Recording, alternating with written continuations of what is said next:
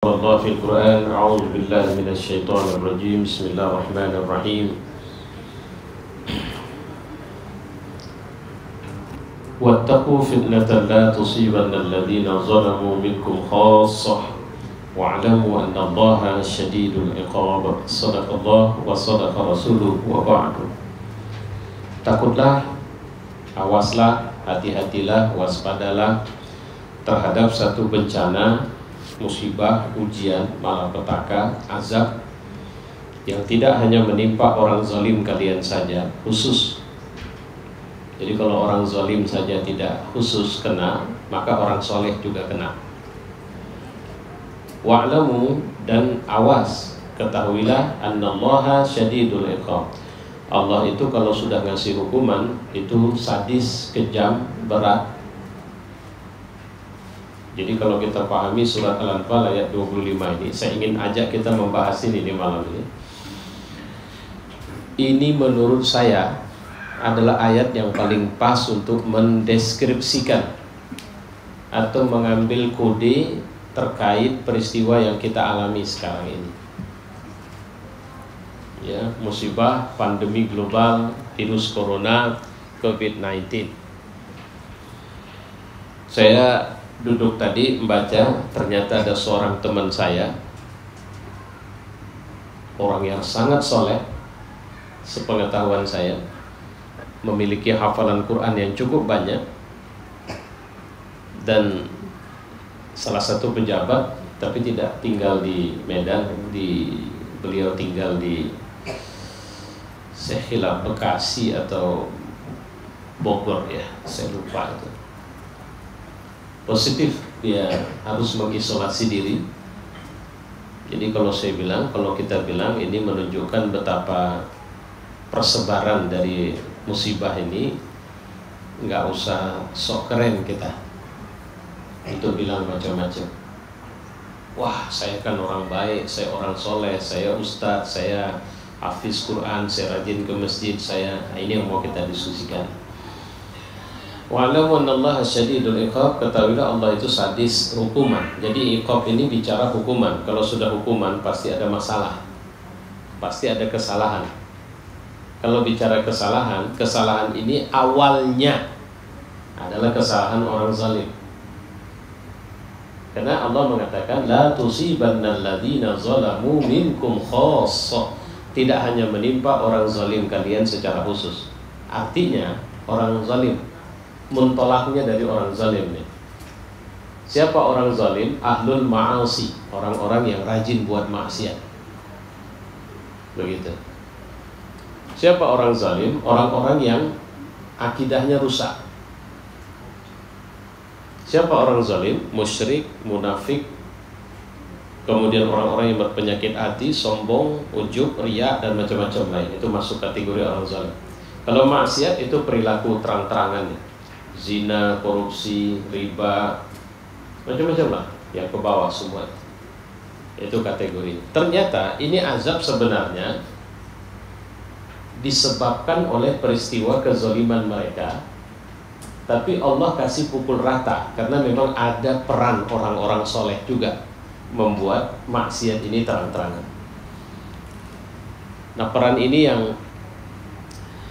yang mau kita diskusikan. Saya mohon maaf ini tidak ada waktu lama, mungkin nanti dari pengalaman ada sekitar pembahasan ini paling lama butuh waktu kalau seperti kemarin itu 1 jam 10 menit. Tapi saya selalu menjanjikan setengah jam sampai 40 menit. Kalau lewat, nah itu tanda memang harus tuntas aja dia sedikit.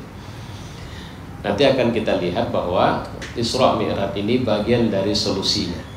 Kira-kira begitu. Saya ingin mulai dari kalimat begini. Pernah nggak kita merasa bahwa sebenarnya kita sudah kena virus? Minimal dampak dari COVID-19. Kita sudah terserang. Tidak secara fisik. Virus ini sebenarnya sudah menghantam kita secara umum, umat Islam di Indonesia, bahkan seluruh dunia.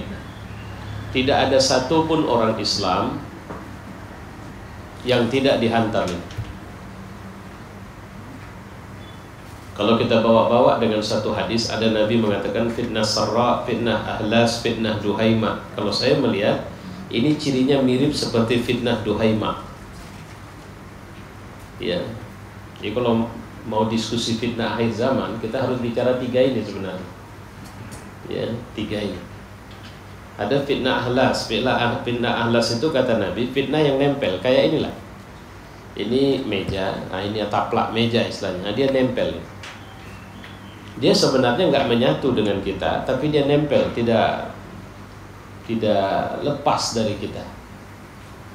Nah, ini biasanya fitnah yang muncul dari pertikaian politik macam-macam, sampai urusan-urusan ibadah pun kadang-kadang kita bertikai. Dan fitnah ahlas ini awalnya berawal dari diyakini oleh sahabat, karena Nabi pernah mengatakan di saat Umar bin Khattab mempertanyakan ini kepada Rasulullah, Nabi dengan tajam melihat Umar dengan mengatakan, fitnah ini tidak akan terjadi kecuali tunggu pintunya jebol dulu. Tapi Nabi menatap Umar dengan tajam itu. Belakangan para sahabat baru ngeh yang dimaksud dengan pintunya itu adalah Umar bin Khattab. Apa itu? Terbunuhnya Umar di waktu sholat subuh jadi imam. Umar waktu dia tahu siapa yang menikam dia mengucap alhamdulillah, karena yang menikam dia seorang kafir, majusi, gitu. Dan pasca terbunuhnya Umar, maka rentetan fitnah ini terus menerus terjadi. Maka terbunuhlah Utsman. Setelah terbunuh Utsman, memimpinlah Ali. Kepemimpinan Ali ternyata melahirkan dua peristiwa memilukan besar, perang Jamal, perang Siffin. Perang Jamal itu perang yang tidak direncanakan, tapi sedikit-sedikitnya umat Islam yang terbunuh sampai 20.000 orang. Jadi nggak niat perang itu sebenarnya, cuma ada kelompok provokator, diyakini dipimpin oleh Abdullah bin Sabah. Kemudian perang Siffin, ini perang yang paling, kalau saya bilang, lebih memilukan lagi, karena umat Islam yang terbunuh dari kedua belah pihak itu totalnya lebih dari 70.000 orang.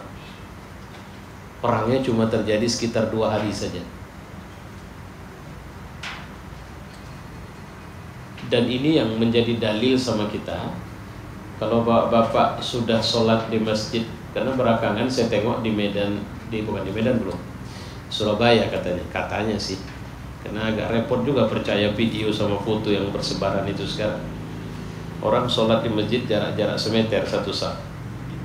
Saya ditanya orang, saya bilang, kalau sudah begitunya kalian sholat, ngapain lagi kalian ke masjid? Di rumah aja. Ngapain ke masjid? Sholatnya udah pakai masker, terus jaraknya semeter. Nanti kalau gitu akan keluar fatwa baru, jarak 2 meter, jarak 3 meter, jarak 4 meter. Terus terakhir dibuat wireless dari rumah masing-masing, imamnya di masjid, makmumnya di rumah masing-masing. Gak boleh gitu. Kenapa? Nah, perang Siffin ini adalah perang waktu sholat datang, musuh sama musuh berjamaah, lurus dan rapat. Ini pasukan Ali, sampingnya pasukan Muawiyah. Kalau dibilang takut, ya takut kali dong. Lagi ngambil wudhu gantian, udah kau aja di luar. Padahal ini baru tumbuh-tumbuhan nih barusan. Kau aja di luar. Waktu menguburkan jenazah, bahu-membahu mereka. Nggak peduli ini jenazah pihaknya Muawiyah, nggak usah kita bantu. Tidak, karena sesama muslim. Makanya, boleh nggak sholat tidak ke masjid lagi? Boleh. Tapi Ustaz, ini kan kena virus, jadi kita berupaya untuk menjaga jarak, social distance. Salah memahami social distance. Masjid itu nggak berlaku. Masjid itu sholatnya harus lurus dan rapat safnya. Kalau sudah nggak bisa lagi buat itu, nggak usah ke masjid. Maksudnya, ya bukan marah, memang itu lebih baik. Gitu. Ya. Jadi ini fitnah saja. Fitnah duhaima kata Nabi itu fitnah yang bentuknya itu seperti, bukan lagi kalau ditampar itu biasa, ini ditumbuk muka gitu. Puak. Diceritakan dalam hadis begitu. Jadi fitnah yang menimpa, yang kau mengira, bahkan Nabi mengatakan sampai-sampai di saat itu kita itu mengira fitnah itu sudah berakhir, tapi belum. Ini banyak ini penjelasan para ulama terkait fitnah Duhaimah ini banyak. Nah, cuma ini bentuk salah satu fitnah yang merata ini di seluruh dunia. Umat Islam sudah mulai merasakannya. Baik, saya mau ceritakan apa dampak virus corona yang sudah kena ke kita. Ini udah kena, ini semua umat Islam kena. Cuma stadiumnya aja beda. Semua kita sudah terjangkit virus corona. Stadium 1 itu dirasakan oleh orang yang mau berangkat umroh kemarin. Teman saya satu keluarga dan orang-orang kantor dia mau berangkat, nggak jadi awal Maret kemarin. Kenapa? Karena Saudi akhirnya menutup akses untuk bisa umroh. Jangan lupa loh, bukan orang dari luar Saudi saja, semua aktivitas umroh dihentikan. Stadium 1, level 1 dari virus ini sudah kena ke kita. Siapa yang menghentikan? Pemerintah Saudi. Yang punya rumah itu siapa? Allah. Baitullah punya siapa? Allah. Sebenarnya yang nggak izin kita umroh siapa? Allah tidak ingin. Ada orang yang mau menghancurkan Ka'bah, Allah kirim burung ababil waktu itu. Kenapa Allah tak kasih kita umroh lagi? Kalau bicara Arab Saudi yang tak kasih, rugi besar loh Saudi, Pak. Ini devisa loh. Ada setoran setiap orang berangkat umroh itu bayar kita sama sama kerajaan Saudi Arabia. Kita bayar itu. Berapa devisa yang hilang dari berhentinya umroh? Bapak, saya ada ngikutin vlog satu orang TKI di Jeddah. Dia akhirnya pergi ke Masjidil Haram, masih sempat. Dia pergi ke ke Masjidil Haram, kemudian lingkungan Makkah dia datang. Sepi. Sekarang sudah tidak ada lagi sama sekali aktivitas yang dibenarkan di dalam masjid. Itu level 2 itu. Jadi pertama, COVID-19 telah menyebabkan kita tidak bisa umroh. Saya tadi mengatakan siapa yang nggak mau ngasih kita umroh? Saudi tadi Bapak bilang. Saya bilang, saya pikir Saudi mau kali Pak. Tapi yang punya Ka'bah tak izin kita sekarang. Kemarin kita umroh, megang Ka'bah itu saya tanya, mudah apa susah? Susah, bukan mudah. Kenapa? Crowded, orang-orang ramai, yang tawaf ramai. Untuk bisa nembus ke dinding Ka'bah bukan pekerjaan mudah. Apalagi masuk Hijr Ismail, apalagi mencium Hajarul Aswad. Kenapa? Ramai orang. Sekarang harusnya memegang Ka'bah itu, wah, meluk-meluk, duduk di samping Ka'bah, tidur samping Ka'bah pun bisa sekarang. Tapi pertanyaannya, bisa nggak dilakukan oleh mukimin Makkah sekarang? Bisa. Jangankan memegang, berdiri 1 meter pun tak boleh. 2 meter, 3 meter, 10 meter, 20 meter. Kalau kita perhatikan, sekitar 50 meter hanya boleh melihat paling dekat 50 meter dari Ka'bah. Banyak orang? Enggak. Karena ramai orang? Enggak. Zam-zam tak bisa lagi dapat. Siapa yang sebenarnya tidak mau zam-zam itu diminum? Hakikatnya Allah. Allah tahu. Kalau bahasa kasar, aku sudah tidak butuh.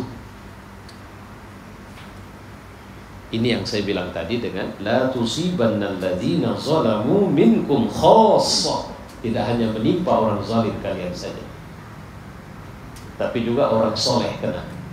Nanti kita lihat hadisnya. Saya mau cerita dulu dampak yang kita rasakan sekarang. Jujur Pak, kalau nangis, saya ini sebenarnya sudah nangis ya. Cuma saya kebiasa menjaga air mata tak jatuh sekarang. Karena memang berapa kali dokter selalu kalau saya berobat ngingatin, jangan, kalau bisa jangan ada air mata Ustaz, jangan nangis lagi. Kenapa? Karena dokter mata saya bilang saya kena glaukoma. Jadi kalau bawa nangis itu tekanan tensi matanya akan semakin meninggi. Begitupun saya kalau sudah buka streaming dari Masjidil Haram. Sekarang Bapak coba buka live streaming. Nanti kalau yang punya HP buka aplikasi Haramain Recordings. Itu ada live streaming di situ. Makkah Madinah bisa kita lihat, Nabawi sama Masjidil Haram. Sekarang lantai tak tersorot lagi, Pak. Yang disorot orang tua atasnya saja. Ka'bah pun cuma dinding atas saja. Tak sampai ke bawah udah pindah lagi nih. Karena memang tak ada orang sekarang. Masjid Nabawi itu pagar luar, pintu masuk, pintu berapapun sekarang, itu pagar besinya, pintu besinya itu sudah disorong menutup. Hanya beberapa pagar tertentu yang terbuka. Posisi dua masjid sekarang, kalau bahasa yang paling populer itu lockdown. Nggak bisa masuk sama sekali. Beberapa hari yang lalu masih bisa. Kalau Bapak tidak percaya, boleh cek. Nanti masuk waktu di Masjid Nabawi, Masjidil Haram, coba cek. Saya berapa kali sudah ngecek, memang seperti itu. Awalnya sih cuma 1 jam sebelum sholat subuh dibuka, 1 jam setelah Isya ditutup. Raudhah, tempat himpun doa itu, tempat kita doa makbul itu, Allah udah tak kasih lagi. Saya bawa apa? Bahasa Allah tak kasih. Kuburan Rasul, makam Rasulullah tak dikasih lagi kita mengunjunginya. Terlepas dari secara real, ini menjadi kebijakan pemerintah Saudi. Ustaz terlalu mendramatisir. Baiklah, saya tak perlulah cerita terlalu mendramatisir. Baik, kita tinggalkan Saudi.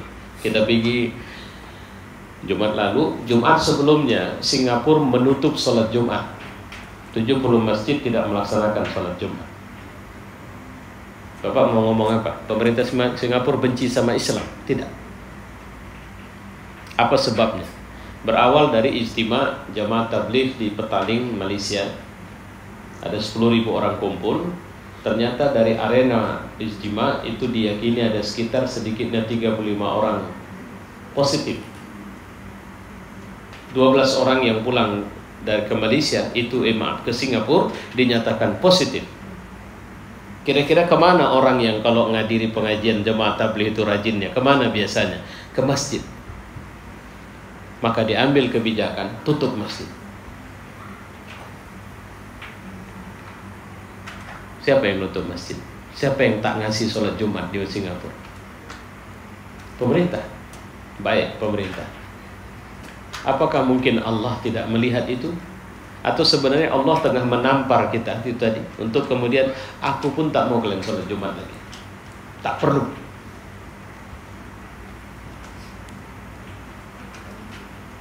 Saat yang sama Turki mengumumkan untuk tinggalkan masjid. Indonesia akhirnya mau tidak mau, suka tidak suka, masjid terbesar di Republik ini kemarin Jumat akhirnya menutup sholat Jumat. Surabaya ada beberapa masjid yang tutup sholat Jumatnya. Di Medan sudah banyak masjid yang gulung tikar. Dan sudah mulai banyak yang tidak lagi sholat ke masjid. Kalaupun jumpa, kita sudah mulai khawatir salaman. Kita bukan salaman sama orang jahat loh Pak. Tolong pahami nih. Apakah Bapak menyalami saya? Ya, walaupun mungkin Bapak bisa bilang, oh iya nggak ada masalah. Saya nggak usah ambil Bapak. Saya setelah salaman sama Bapak, di mobil saya itu ada disinfektan. Saya bawa setiap hari sekarang. Selesai dari sini, saya masuk mobil. Apa-apa yang saya rasa harus saya semprot. Saya cuci tangan dengan hand sanitizer. Sampai rumah, saya masuk kamar mandi, saya bersihin lagi, saya cuci muka saya istinsyak, dan kemudian saya baru beraktivitas di rumah. Saya takut sama Bapak? Enggak. Tapi ini yang saya bilang tadi, dampak dari virus itu. Apa yang terjadi sama kita sebenarnya? Fitnah. Inilah fitnah yang telah menahan langkah kita ke masjid. Inilah fitnah yang telah membuat kita jadi tidak berani salaman sama saudara kita. Inilah fitnah yang telah menahan kita untuk tidak bisa umroh. Pemerintah Saudi mengabarkan sampai sekitar bulan 9. Bahkan kemarin pemerintah Saudi sudah minta Republik Indonesia jangan lunasi dulu biaya haji tahun ini. Ada yang mau berangkat haji tahun ini? Doalah sama Allah. Karena bisa jadi kita tidak dibenarkan berangkat haji. Saya membaca berita itu dari saya sekarang pun ini tidak saya buka-buka. Kenapa? Pening kali kepala nengok. Makin lama makin seram saya tengok grup-grup WhatsApp itu. Berita orang meninggal lah, berita ini apa semua. Sampai terakhir saya pun rajin menulis belakangan untuk kemudian mengingatkan ini saatnya kita dekat sama Allah. Kalau sudah takut kita tidak tahu lagi mau kemana. Seorang anak kecil dia ketakutan, kemana dia lari? Ketika dia tidak melihat orang tuanya, apa dia merasa nyaman? Enggak dalam kondisi ketakutan saja. Kalau tidak ada orang tuanya, anak kecil itu tidak tenang bermain. Tapi dalam situasi takut luar biasa, apa yang membuat anak kecil itu aman, nyaman, tenang? Orang tuanya, berada dalam dekapan orang tuanya. Walaupun orang tuanya takut. Ingat, ada satu fragmen dalam film Titanic. Waktu kapal sudah mulai tenggelam, ingat ada satu fragmen seorang ibu yang di atas tempat tidur sedang mendongeng pada dua anaknya, satu laki-laki, satu perempuan. Dua anak ini sambil berselimut tersenyum. Ibunya tidak tahu bahwa akan tenggelam kapal, tahu kali. Tapi kenapa dua anak itu tersenyum? Pertama, mereka ditenangkan oleh ibunya. Karena seorang anak semenakutkan apapun sebuah peristiwa, bagi mereka ayah ibu mereka adalah dalam tanda petik Tuhan itu.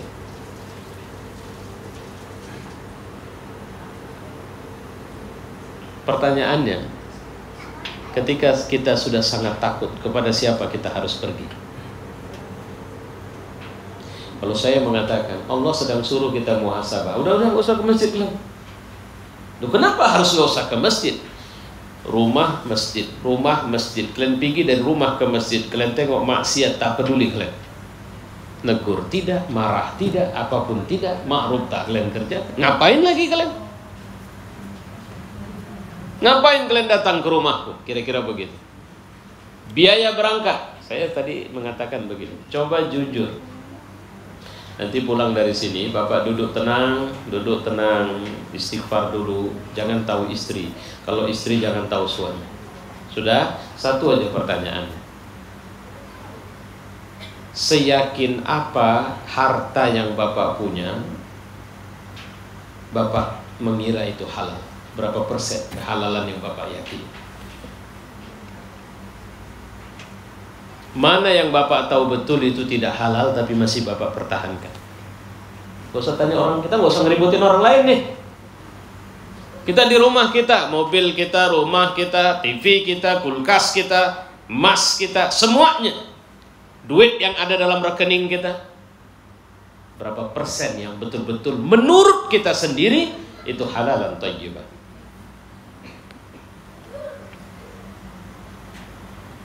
Kenapa Allah tidak mau? Ada berapa banyak orang umroh tiap tahun dari Republik ini sekarang? Melebihi jumlah orang berangkat haji. Kita mengatakan labbaik Allahumma labbaik, kami sambut panggilanmu ya Tuhan. La syarikalah, tidak ada yang mensyarikatkanmu dengan yang lain. Benar enggak itu? Benar enggak rezeki dari Allah? Kalau memang benar rezeki dari Allah, kenapa kita masih mau ambil yang haram? Kenapa masih mau korupsi? Kenapa masih mau menyuap, terima suap? Itu kira-kira. Saya bukan marahin bapak-bapak ini. Ini kira-kira muhasabahnya maksud saya. Allah bilang, enggak perlu aku. Pergi kalian duduk di rumah kalian sana. Kira-kira begitu. Benar enggak kalian menyatakan aku Tuhan ini? Ini saya belum cerita panjang yang lain ini. Saya sudah mengatakan kita udah kena musibah Sampai-sampai di Medan sudah tidak sedikit yang pro kontra, terjadi perbantahan. Boleh tidak boleh ke masjid. Ada yang begitu yakinnya bahwa saya tidak peduli, mau mati dalam kondisi begini, yang penting saya sholat ke masjid.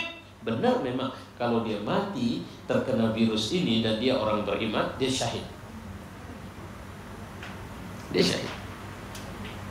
Di posisi ini saya sama istri saya bilang, kalau pemerintah butuh, di gugus depan itu ada ustadz yang akan keliling ke masyarakat, dengan resiko besar saya akan terdampak dan mati, saya sudah siap. Walaupun kalau ditanya orang sama saya, mana yang harus kami lakukan, keluar atau di rumah? Jika kondisi Medan sudah masuk red zone, jangan keluar rumah. Bahkan kalau tidak pun preventif itu penting. Jangan keluar jika tidak perlu. Anak-anak kita betul-betul kita jaga itu. Kenapa? Bapak sedang tidak ngadapin virus. Bapak sedang ngadapin fitnah. Siapa yang ngirim fitnah? Allah. Kemarin kita mungkin bilang ini kerjaan Cina nih. Ini makanya karena Cina kurang ajar sama orang Uighur, maka Allah hajar mereka. Loh. Cinanya sekarang sudah bongkar ruang-ruang isolasi untuk COVID-19 karena mengumumkan diri sudah pertumbuhan COVID-19 di Cina sudah mengalami stagnasi positif. Stagnasi positif yang saya maksudkan, tidak ada lagi kasus baru kecuali Cina yang datang dari luar. Jadi sudah import mereka. Jadi tidak produksi COVID-19 lagi. Terus kenapa akhirnya Malaysia lockdown, Saudi Arabia lockdown, Amerika darurat nasional, Indonesia ini menjadi apa istilah Indonesia di bawah BNPB dia bencana, penanggulangan bencana. Kita bahkan pemerintah sudah bilang ini akan diperpanjang sampai 29 Mei. Waduh. Ini masih gelombang kecil nih, belum gelombang besar. Ada apa? Kemarin kita bilang ini azab sama orang Cina, ternyata enggak. Saya baru bilang ini alhamdulillah direspon oleh teman saya yang saya WA, baru saya dengar terus saya WA beliau dan dia respon, dia mengucap terima kasih atas doa yang saya kirimkan ke beliau, ya, dan menunjukkan bahwa secara mengejutkan bahwa benar bahwa beliau sedang harus walaupun isolasi yang dilakukan masih harus isolasi mandiri, ya. Dia teridap penyakit itu. Nah, baik, saya bacakan hadis nih. Pertama dari Ummu Salamah, Rasulullah SAW bersabda, in zaharatil ma'asi, kalau maksiat itu sudah terang-terangan, kata Nabi. Terang-terangan itu maksudnya udah tadi lagi orang marah, udah dianggap biasa. Orang berzina biasa sudah. Orang korupsi juga hal yang biasa. Orang yang ketangkap itu orang yang sial aja nih. Kalau itulah kalimat yang kita bilang, menunjukkan itu kan biasa itu sebenarnya.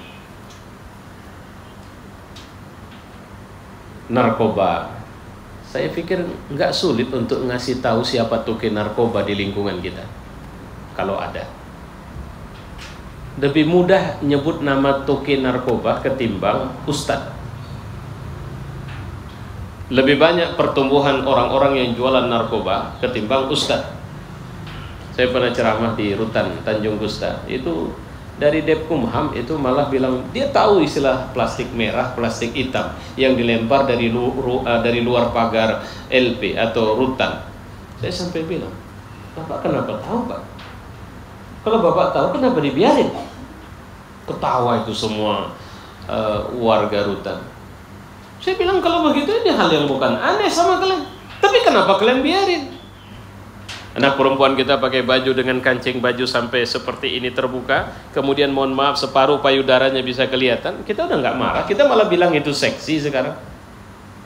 In zaharatil ma'asi, kata Nabi, kalau sudah terang-terangan ini maksiat, fi ummati, pada umatku, Ya. Ammahumullahu bi'azabim min indih. Allah akan ratakan azab min indih. Jadi min indih itu artinya apa? Enggak kita sangka itu. Karena Allah akan kirim dengan prerogatif dia. Tadi saya ditanya oleh seorang ustadz, ketika saya menghadiri satu majelis, dia tanya sama saya begini, Ustadz, bagaimana menurut Ustadz pandangan yang mengatakan bahwa COVID-19 ini adalah senjata biologis atau senjata biologis yang disengaja ditebak? Saya bilang secara teori konspirasi ya, saya sepakat itu. Tapi teori konspirasi tidak bisa memberikan bukti apapun terkait itu. Terlepas dari itu teori konspirasi, ada orang yang sedang marah sama Cina, kemudian dia kirim ini senjata, kemudian merata di Cina. Faktanya, kalau itu Amerika, Amerika kena. Kalau itu Israel, Israel kena. Yang mati di Medan itu baru pulang dari Israel.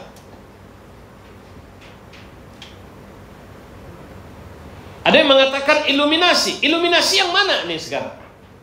Punya kepentingan apa nih? Kepentingan dagang, kepentingan bisnis. Dia mau berharap semua negara dunia kolaps. Kalau sudah tidak punya uang, pinjam duit dari dia lagi. Saya bilang sah-sah saja orang berpandangan itu. Tapi persoalannya saya tidak mau main-main di situ. Saya mau lihat dampaknya sudah terasa oleh umat Islam.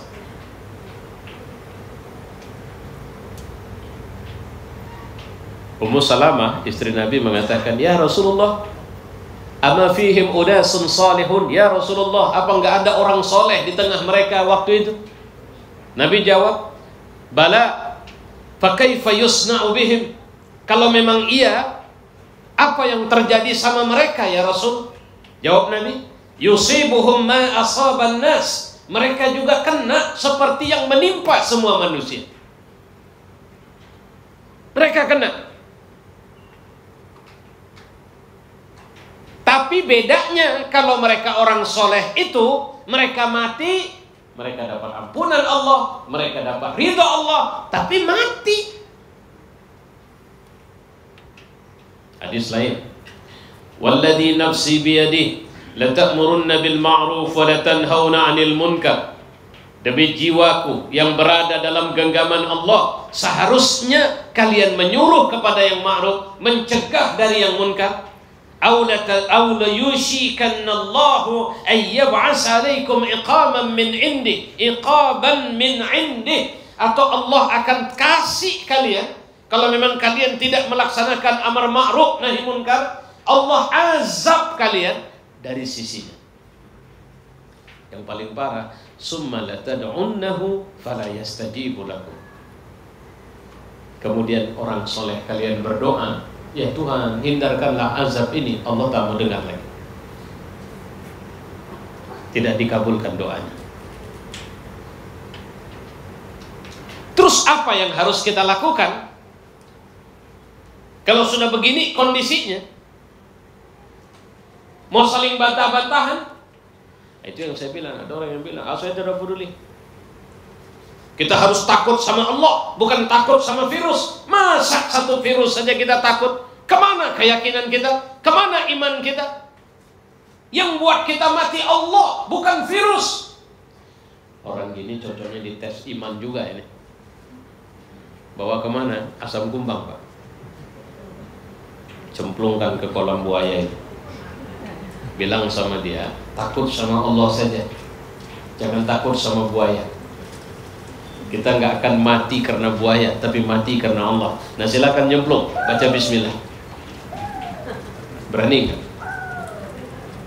Ini bukan bicara itu lagi. Ini sedang bicara tentang ada sebuah peristiwa luar biasa. Peristiwa apa? Musibah. Kalau sudah musibah, kita kan diajari untuk qalu inna lillahi wa inna ilaihi raji'un. Kita datang dari Allah, kita kembali kepada Allah. Musibah itu di luar kuasa kita. Bapak jangan merasa hebat. Saya orang punya duit, saya bisa beli disinfektan, saya bisa semprot rumah saya setiap hari, saya punya jabatan yang bisa memerintahkan orang untuk tolong kawal rumah saya dari virus, saya bersih. Pak, Presiden Kanada, istrinya kena. Banyak pejabat di Iran kena. Di Indonesia, wali kota yang sudah resmi diumumkan kena virus itu ada. Ya, anggota Dewan Jakarta kena. Menteri kena. Mau bicara apa lagi? Mau angkat jago? Ini hanya akan mengenai orang-orang kurang ajar. Tidak. Saya baru cerita tadi. Saya punya teman, saya saksinya, sepengetahuan saya selama ini, beliau orang saleh. Kuat ibadahnya. Jadi apa? Makanya saya bilang, ini harus pulangkan dari atas. Fitnah la tusibanna alladzina zalamu minkum khassa. Fitnah siapa yang buat? Allah. Apa bentuknya? Ujian, musibah, malapetaka, azab, siksa. Bentuk yang sering real kita lihat, gempa, tanah longsor, banjir, likuifaksi, tsunami, penyakit-penyakit aneh, termasuk ini. Geger satu dunia. Kalau ini pasukan datang dari luar angkasa, dunia akan melawannya. Ini nggak nampak. Apakah yang terserang penyakit yang kemudian harus kita hindari adalah orang-orang yang sudah melihatkan gejala? Tak pakai gejala, sudah positif. Coba, orang pintar mana yang bisa jawab ini? Vaksin sampai sekarang belum ada yang bisa mengklaim bahwa mereka punya vaksin untuk itu. Apa sebabnya? Tadi pagi kuliah subuh, zina. Zina sekarang adalah perilaku biasa. Only for fun, cuma untuk senang-senang doang. Seorang istri bisa berzina sama suami orang, tidak ada tanggung jawab, tidak ada cinta, nggak perlu pakai cinta, nggak perlu pakai tanggung jawab. Yang penting kau senang dan aku senang. Nanti setelah selesai kau pulang ke rumahmu, aku pulang ke rumahku. Ini bukan perilaku aneh lagi sekarang.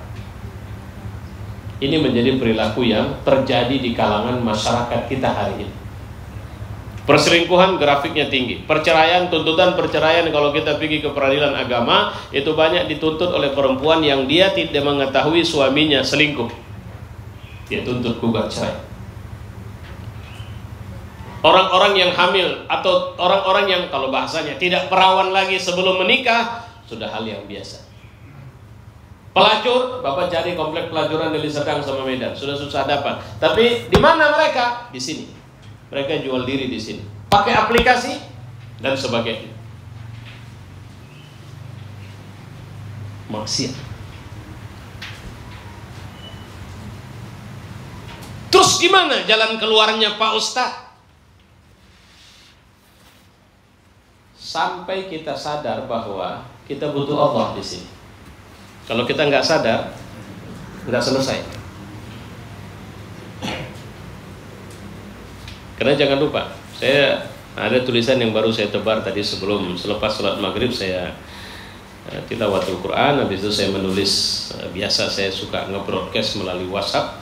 Bapak-bapak yang ingin dapat broadcast harian saya juga boleh nanti kirim WhatsApp ke saya, minta supaya saya masukkan dalam daftar broadcast saya. Saya selalu nge-broadcast, salah satu yang saya broadcast itu tadi itu. Perhatikanlah bagaimana Zunnun, Nabi Yunus alaihissalam, itu sudah ditelan ikan. Secara logis, nonsense, impossible, tidak mungkin dia bisa keluar dari perut ikan. Tapi faktanya dia keluar selamat, sehat walafiat. Apa yang dia lakukan? Dia baca la ilaha illa anta subhanaka inni kuntu minaz zalimin. La ilaha illa anta, tidak ada Tuhan kecuali engkau. Engkau lah yang berkuasa, engkau lah yang melindungi, engkau lah yang memberi mudarat, engkau lah yang memberi manfaat, engkau lah yang menghidupkan, engkau lah yang mematikan. Tidak ada manfaat yang bisa muncul kepadaku kecuali dengan izinmu. Tidak ada mudarat yang bisa menimpaku kecuali dengan izinmu ya Allah. Subhanaka, maha suci engkau, tidak ada peranku di sini dan semuanya kaulah yang luar biasa ya Allah. Inni kuntu minaz zalimin. Itu kalimat terakhir. Yang ngomong ini siapa nih? Nabi loh. Tapi dia mengatakan inni kuntu minaz zalimin. La tusibanna alladhina zalamu minkum khassa. Kalau begitu, kita sebenarnya telah berlaku zalim juga. Maka dia lafazkan ini. Berapa lama dia ditelan ikan? Dikabarkan ada sekitar 2 bulan. Coba carikan logika orang di perut ikan 2 bulan masih hidup. Karena kalimat ini dalam satu riwayat dikatakan, kalau dia tidak mengucapkan doa itu, maka dia tidak akan pernah selamanya bisa keluar dari perut ikan itu.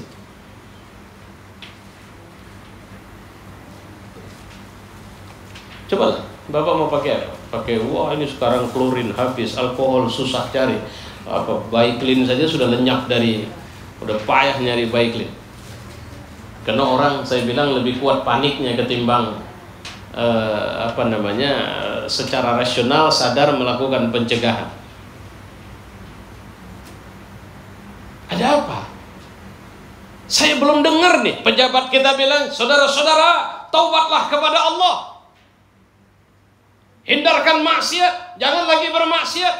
Presiden saya dengar udah ngomong begitu, tapi sayangnya masih dalam khayalan saya. Karena mimpi, saya berpikir mimpi aja pun gak apa-apa lah ya Allah. Mimpi pun belum juga saya, menghayal saya. Saudara-saudara, mari kita minta ampun kepada Allah. Mulai dari saya, menteri-menteri saya, semua gubernur, semua dirjen, semua aparatur negara, selenggarakan, layani masyarakat dengan baik. Ketahuilah, ini tanggung jawab yang akan ditanya Allah satu hari nanti. Walau anna ahlal qura amanu wattaqau lafatahna alaihim barakat. Kalau saja penduduk satu negeri itu beriman dan kemudian bertakwa, Allah kasih berkah sama mereka. Mungkinkah air putih jadi obat? Mungkin. Saya tak tahu apa, saya cuma bisa berdoa. Testimoni banyak. Ada orang yang sudah divonis mati dalam 2 minggu. Kanker payudara stadium, tinggal nunggu 14 hari.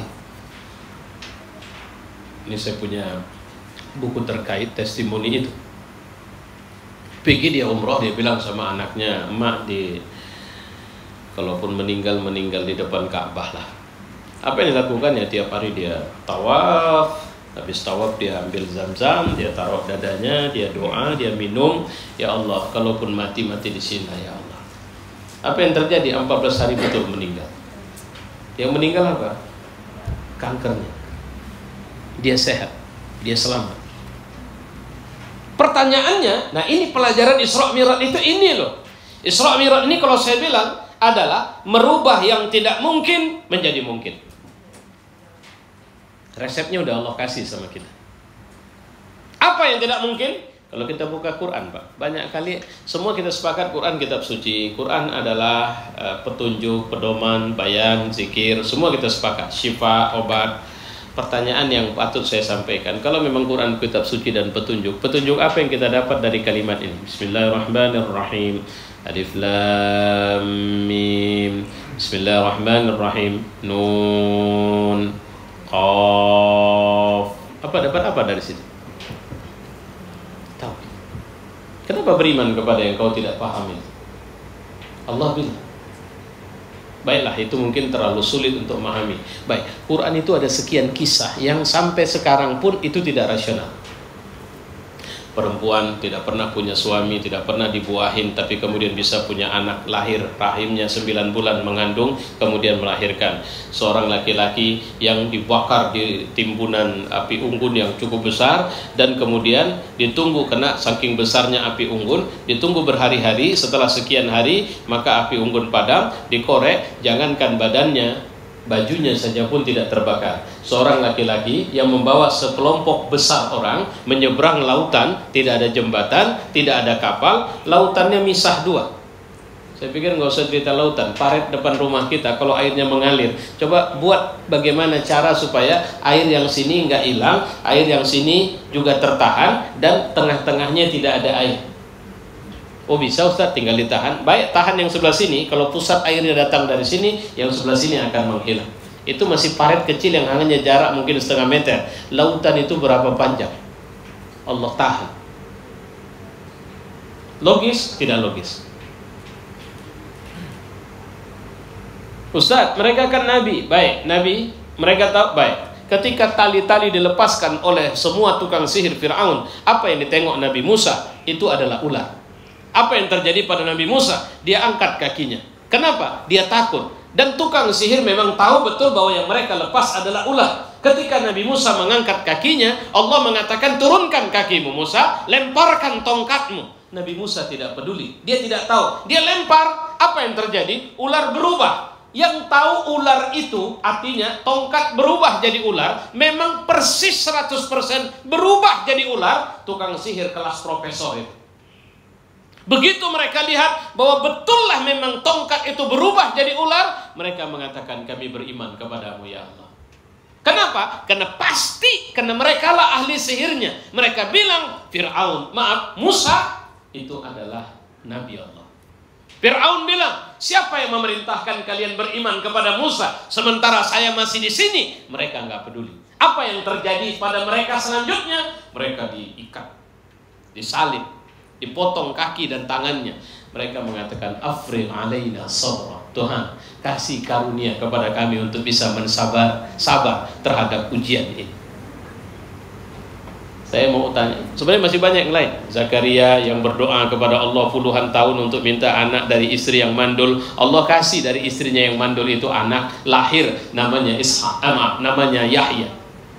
Nabi Ibrahim juga begitu. Allah kasih Ishak sama dia. Banyak peristiwa-peristiwa yang gak logis diceritakan Quran. Apa maksud Quran sebenarnya? Apa maksud Allah membiarkan peristiwa yang tidak logis ini dicatat dalam Quran? Ini dongeng? Enggak. Semua agama sepakat itu tidak dongeng. Situs-situs sejarah mereka ada. Apa yang bisa kita ambil dari situ? Pelajarannya satu. Ketika kau tidak berdaya, aku maha berdaya. Ketika kau tidak sanggup, aku sanggup. Ketika kau bilang tidak bisa, aku bisa. Ketika menurutmu tidak mungkin, bagiku itu masih mungkin. Kira-kira begitu memahaminya. Cuma untuk menjemput ini gimana caranya? Agar kita bisa mengaktifasi apa yang tidak mungkin menurut kita. Apa yang kita sudah pasrah, apa yang kita tak berdaya lagi, agar Allah menurunkan pertolongannya. Itu yang diambil Nabi ke Sidratul Muntaha. Salat. Salat adalah amal pejabat, amal rakyat, amal orang kaya, amal orang miskin, perempuan, laki-laki, pintar, bodoh, orang tua, anak-anak. Semua orang yang mengaku muslim, maka mereka tidak bisa meninggalkan salat ketika mereka pada posisi mukallaf. Tidak ada alasan. Saya sakit. Sakit boleh tidak puasa, tapi salat jangan. Saya nggak punya duit, berhenti bayar zakat karena kau tidak punya duit, tapi sholat jangan. Apalagi? Kenapa sholat tidak boleh berhenti? Karena sholat itu hakikatnya kebutuhan kita. Itu direct line kita dengan Allah. Nabi mengatakan as-sholatu mi'rajul mu'minin. Sholat itu mi'rajnya seorang mukmin. Sholat itu yang bilang, apa masalahmu? COVID-19 ya Allah. Kenapa Robert? Sudah menahan kami untuk datang ke rumahmu. Terus sudah menahan kami untuk saling bisa mencintai dengan salam bersalaman. Sudah menahan kami untuk hanya di rumah kami sementara kami perlu memberi makan anak istri kami. Terus kami mau itu hilang ya Allah. Apa ikhtiar? Kan itu sebenarnya. Kira-kira itulah yang ditanya. Apa ikhtiar? Dan cuci tangan ya Allah. Terus ambil wudhu, sekarang sudah biasa istinshaq. Jadi istinshaq itu Pak, ini paling penting sekarang. Karena kalau bicara COVID-19, bicara pernapasan. Hidung masuk dari hidung. Nah ini cara istinshaq itu ambil air, dihirup, sampai ini pedih ini. Itu tanda dia benar. Kalau cuma begituin, ini harus sampai terasa tang pedih itu, nah itu baru benar. Nah rutin kan, saya sudah begitu ya Allah, saya sudah buat disinfektan, saya sudah jaga anak, kemudian makan stamina udah. Oke, ya udah. Kalau begitu, terus bagaimana di lingkungan? Masih rame maksiat? Waduh, ini juga pelajarannya. Udah tak bisa kita gantikan klub malam lewat dari jam 12 tutup. Nggak tutup deh sampai jam 2, jam 4 tak tutup. Dengan cara begini tutup itu. Orang-orang bermaksiat takut semua. Tak berani aku datang. Nggak usah jumpa-jumpa dulu kita lah. Kenapa? Entah nebar virus pula kau nanti mati pula aku. Udah tak jadi. Berhenti maksiat itu. Jadi kalau sudah berhenti itu, nah di sini Allah kasih Ini kalau belum, masih panjang lah ceritanya itu. Terus gimana cara berhentikannya? Kita berani nahi munkar ke sana kemari.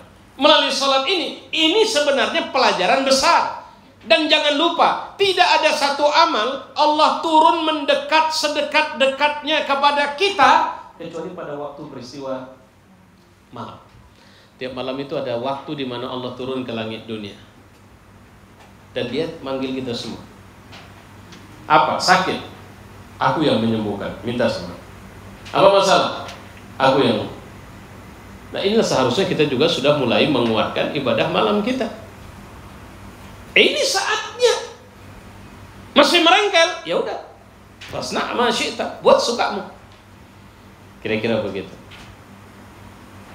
Artinya apa? Tidak ada inna ma'al usri yusran, kecuali sebenarnya pada kesulitan ada kemudahan, pada musibah ada pelajaran, ada ibrah, ada hikmah yang bisa kita ambil. Orang-orang beriman ambil pelajaranmu. Ustaz, yang menjadi masalah sekarang, kami terjadi pro kontra nih. Boleh tidak boleh ke masjid, mana yang sudah harus? Saya bilang, sukamu.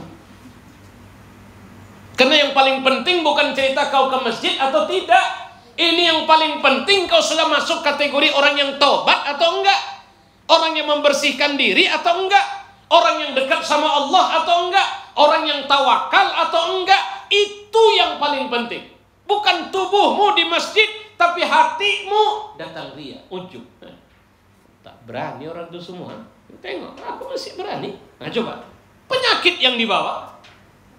Jadi saya mohon maaf, karena kalau persoalan fikihnya tinggal buka fatwa Majelis Ulama, udah selesai di situ. Coba perhatikan nanti di halaman. Kalau belum dapat, saya punya, nanti bisa saya kasih bagi yang butuh. Tapi mungkin gimana caranya, sama siapa? Ya, Pak Sofyan mungkin bisa saya kirimin. Kalau belum ada yang dapat fatwa itu, fatwa Majelis Ulama. Saya di rumah anak-anak sekarang saya mulai aktifkan. Jujur baru tadi saya aktifkan untuk mendikte mereka mengikuti saya untuk membaca doa. Kalau bahasa kita doa tulak bala, yang diajarkan oleh Majelis Ulama. Itu yang saya sampaikan sama mereka. Apa yang diajarkan? Yang kita baca dalam kunut-kunut kita. Sekarang silakan mau buat kunut nazilah, buat. Ini saat kita pulang kepada Allah. Jadi bukan persoalan masjid, tidak masjid apa. Ada orang yang di rumah saja tapi kemudian peganginya HP, terus terakhir demam dia. Rupanya demam karena banyak kali baca berita yang tahu ini udah sampai. Tadi sampai ada bilang begini apa? Oh, di Pukat sudah. Saya bilang Pukat dekat rumah lah itu. Karena saya tinggal di Tembung, Pukat Mandala. Wah, gawat nih. Rupanya apa? Hoax dari Jakarta rupanya. Begitu Jakarta agak tenang, oh udah kalau gitu masih bisa tenang kita. Bukan tenang, semua ini sedang tidak tenang. Ini cara Allah maksa. Mau nggak pulang sama dia? Kalau nggak mau, jawabannya Allah tidak penting kali sama dia kita. Satu dunia sholat tidak akan menambah kerajaan dia. Satu dunia tidak sholat tidak akan mengurangi kemuliaan dia. Yang butuh Allah siapa? Buktiin sekarang. Kira-kira begitu. Jadi apalah amal yang harus kita lakukan? Banyakin istighfar, taubat, perbaiki amal-amal buruk yang mungkin selama ini masih kita lazimkan. Ya, berharaplah pada sisa usia kita Allah memberikan kebaikan. Ustaz, saya sudah buat semua itu, tapi saya kena. Kalau begitu, itu takdir Allah untukmu. Mungkin dia sedang memilihmu. Kenapa? Menjadi syahid di wilayah, di situasi begini, itu nggak bisa. Syahid itu bukan pilihan kita, itu pilihan Allah. Kalaupun kematian datang, itu adalah cara Allah membersihkan kita. Maka kalau kita pulang kepada cerita Mu'az bin Jabal, Mu'az ketika ta'un mewabah di Damaskus, dia minta sama Allah, ya Rabb, aku berharap kau kasih penyakit itu sama aku dan keluargaku semuanya. Siapa Mu'az? Gubernur waktu itu. Jadi dua gubernur kena di masa pemerintahan Umar, satu Mu'az bin Jabal, satu Abu Ubaidah ibnul Jarrah. Tapi Mu'az dia doa, keluargaku aku mau kena, anak-anaknya kena, semua kena, meninggal, baru kemudian dia meninggal. Apa dia bilang? Ta'un itu sayang Allah sama kita. Itu cara berpikir Mu'az itu. Allah sedang sayang sama kita. Jadi Allah bukan sedang benci sama kita. Cuma kadang-kadang kita ini kayak anak yang orang tua kita nggak ngasih beliin kendaraan, kita anggap karena tak sayang dia sama kita. Cemana mau dibelikan? Umur kita masih 6 tahun. Minta beli sepeda motor. Kan aneh itu. Atau dia minta alat-alat senjata untuk apa, dia mau main perang-perangan tapi yang semi sudah betul-betul kayak senjata. Pasti orang tua tak kasih. Atau anak-anak kita bilang, "Ma, saya mau pergi ke Diamond. Saya mau jalan sendiri naik angkot, saya mau pergi ke mall kemana." Ibu kasih sekarang. Tidak, apalagi dia masih SMP, SD atau apa. Kadang-kadang kita ketika Allah sayang dengan cara yang keras, kita anggap dia sedang benci sama kita. Itu yang harusnya kita lurusin. Nah, Bapak Ibu yang mulia, saya pikir ini catatan yang bisa saya sampaikan. Mungkin penjelasan ini sedikit berbeda untuk kita semua. Saya membutuhkan waktu sekitar 55 menit memberikan tausiah ini. Dan saya tidak bisa panjang-panjang menceritakan Isra Mi'raj secara khusus, tapi mengambil peran hikmah. Jangan lupa, Allah ala arsh, Allah di atas arsy, sebenarnya Tuhan yang bukan tidak peduli sama kita. Dia sedang peduli sama kita. Kadang-kadang ada cara orang tua peduli sama anak, ditempelengnya anak itu. Cubitkannya. Biarkannya nangis. Supaya dia tahu siapa aku. Kadang-kadang, dan bukan kadang-kadang, itulah yang tengah terjadi sama kita. Akankah kita keluar dari sini? Insya Allah bisa cepat kita keluar. Caranya kita harus menyerah sama dia. Ya. Jadi nggak usah sok jago, nggak usah sok hebat, nggak usah anggar, enggak. Karena kalau bicara saya punya duit, alhamdulillah saya sudah beli persediaan disinfektan, saya sudah punya ini, saya sudah punya itu. Beras juga sudah saya tumpuk, apa semua. Kalau kemungkinan lockdown saya sudah tenang lah, sayur-sayur sudah aman di rumah. Baik, bagaimana dengan orang miskin itu? Apakah mereka, Allah tidak peduli dengan mereka? Allah peduli. Ini persoalannya bukan bicara bagaimana menumpuk semua persediaan fisik kita, tapi kembalilah kepada Allah dengan lurus. Wallahu a'lam bishawab. Saya sampaikan bahwa ini topik saya record. Ini nanti mungkin ke siapa saya akan kasih ini, silahkan kalau merasa ini penting untuk didengar ulang, nah silahkan mendengar ulang, tapi dalam bentuk audio suara saya. Ya, wassalamualaikum warahmatullahi wabarakatuh.